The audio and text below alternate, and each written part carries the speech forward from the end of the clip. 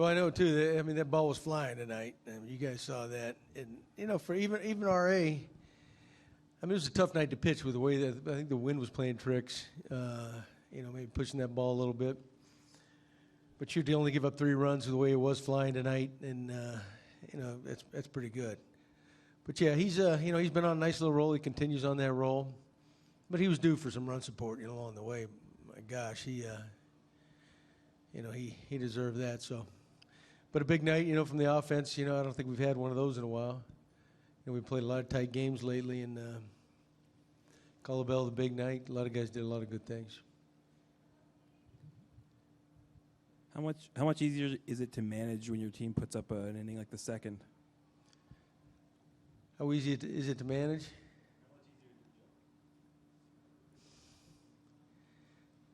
It's never easy. That's Richard. He's the manager.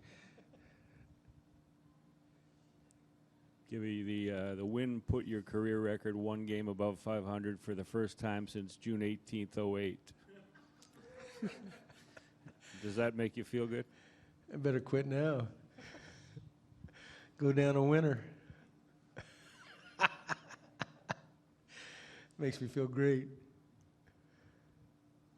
John, you guys became the first American League team since the '77 Royals to pull off 2 winning streaks, 10-plus games in the same season. The ground that you guys have made up over the last 2 weeks since the trade deadline, is there a sense? Does it feel almost surreal to you how the last couple of weeks has gone and the momentum that you guys have built? I know it's a long way to go, but still. No, not really.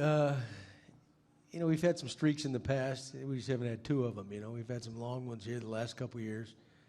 11 games, I think, twice. Earlier this year, and it was the last year, and even the year before, we got a nice little streak and came back, got the team back to 500, and then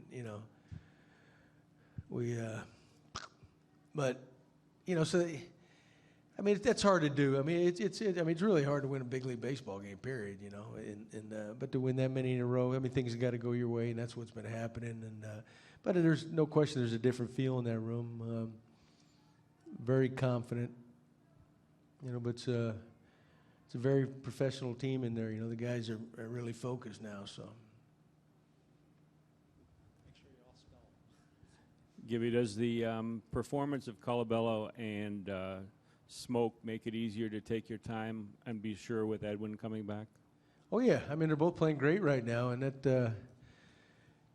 I don't think he's going to be too much longer. But yeah, those guys are stepping up. Really they have all year.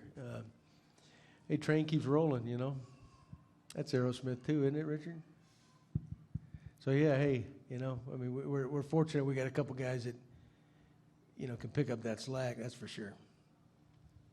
Gabe, you just mentioned a couple questions that you're talking about the professional approach you see and the focus that you see.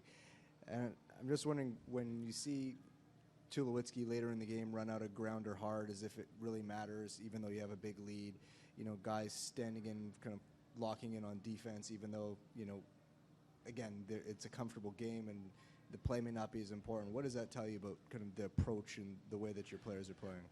Well, yeah, I think people expect that to happen regardless of the score, but that doesn't always happen, But, you have to have a lot of pride in this game. Let's face it. And, people come to watch you play.